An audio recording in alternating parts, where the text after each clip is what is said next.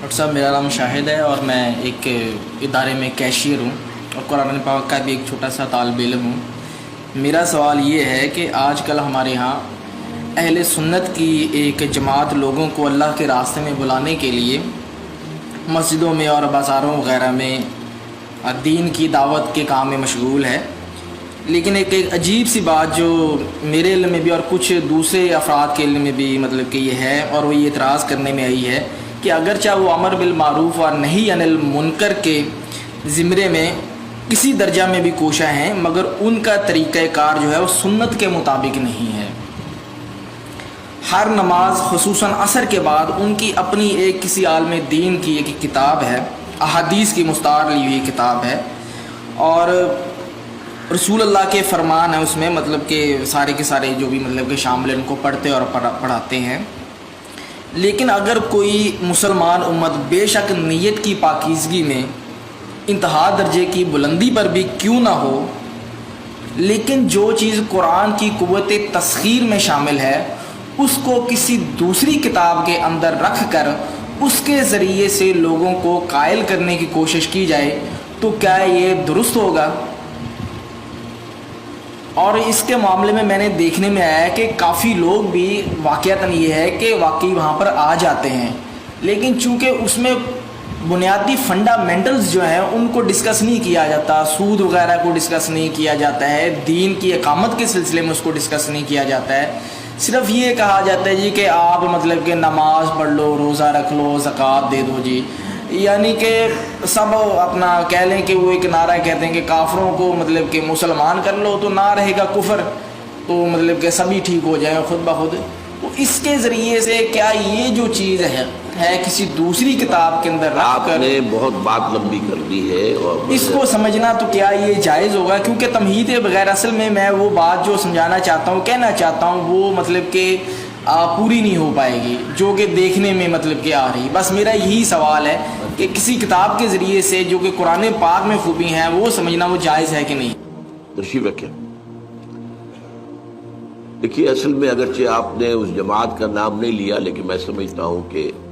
سبھی سمجھ گئے ہیں کہ یہ آپ تبلیغی جماعت کے بارے میں بات کر رہے ہیں۔ تو ہمارا ایک مستقل اصول یہ ہے کہ ہم جماعتوں پر نام لے کر اور ان کو ان کی نفی کرنا، ان کی تردید کرنا، ان پر تنقید کرنا، یہ ہم عام طور پر پسند نہیں کرتے۔ ہمارا کام یہ ہے کہ ہم اپنی جو مثبت دعوت ہے جس انداز میں وہ پیش کرتے ہیں۔ البتہ آپ نے جو باتیں کہی ہیں اس میں کچھ تھوڑے تھوڑے مغالطے ہیں۔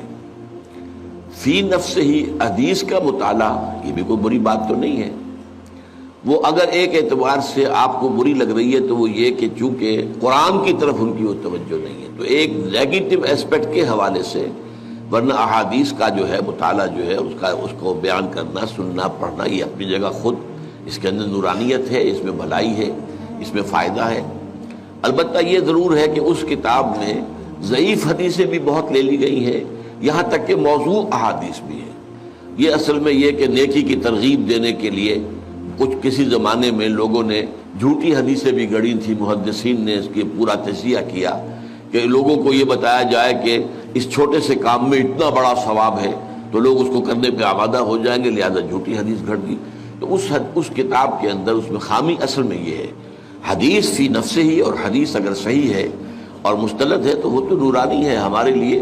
البتہ اس کا کرنا تو اپنی جگہ پر صحیح ہے، لیکن اگر وہ قرآن کی جگہ لے لے تو یہ معاملہ غلط ہو جائے گا۔ تو یہ در حقیقت گر حفظ مراتب نہ کنی زندگی، سب سے پہلے قرآن ہونا چاہیے، اس کے بعد حدیث ہونی چاہیے۔ پہلی بات تو یہ ہے۔ دوسری بات یہ ہے کہ ان کے ہاں اصل میں وہ سارا زور جو آپ نے دیا ہے کہ جب سب ٹھیک ہو جائیں گے اسلام کا نظام آ جائے، یہ بات غلط ہے۔ اس کی ہم تردید کرتے ہیں کہ اگر صرف دعوت و تبلیغ سے اسلام قائم ہو سکتا تو حضور سے بڑا مبلغ اور داعی تو کوئی نہ ہوا ہے نہ ہوگا۔ جب حضور کو بھی اپنی دعوت کے بعد اور دعوت کے نتیجے میں جو آئے انہیں منظم کر کے جماعت بنا کر اور پھر باطل سے ٹکرایا نہیں حضور نے، اور پھر جنگوں کی نوبت نہیں آئی، اور جبکہ ان لوگوں کو بھی یقاتلون فی سبیل اللہ فیقتلون ویقتلون اس مرحلے سے نہیں گزرے، قتل کرتے بھی ہیں، قتل ہوتے بھی ہیں۔ غزوہ بدر میں 70 جو ہیں قرشی مارے گئے اور 14 صحابہ جو ہیں شہید ہوئے۔ غزوہ احد میں 70 جو ہیں صحابہ شہید ہو گئے۔ تو اس طریقے سے یہ تو ہوا ہے، لیکن اس کے بغیر اگر آپ سمجھیں اپنی جان دیے بغیر کہ آپ اسلام دنیا میں نافذ کر دیں گے تو وہ انہونی بات ہے. وہ بھی گویا کہ ایک اعتبار سے سیرت النبی کا صحیح مطالعہ نہیں ہے، اور اس سے در حقیقت، اور اس میں بھی یہ ہے کہ وہ نہی عن المنکر کی بات نہیں کرتے ہیں، بلکہ صرف جو ہے فضائل کے حوالے سے، اس کتاب کا نام بھی یہی ہے، فضائل. تو فضائل کے حوالے سے نیکی کی تلقین تو کرتے ہیں، لیکن ہم یہ کہتے ہیں کہ ٹھیک ہے اگر کسی کی تلقین سے ایک بے نمازی نمازی بن جائے، روزہ نہ رکھنے والا روزہ رکھنے لگے، داڑھی شیو کرنے والا داڑھی تو اچھی بات ہے، بری بات تو نہیں ہے. لیکن یہ ہے کہ اگر آپ دین کا پورا تصور پیش نہیں کریں گے تو پھر وہی ہے، اس منفی پہلو کی وجہ سے اس کے اندر کمی واقع ہو رہی ہے. ورنہ فی نفس ہی نیکی کی تلقین، بھلائی کی تلقین، اگرچہ اس کے اندر معاملات کو بھی لانا چاہیے جو وہ نہیں لاتے، پھر سیاسیات کو لانا چاہیے، نظام کو لانا چاہیے. سب سے بڑی بدی جو ہے وہ نظام باطل ہے، نظام کفر ہے،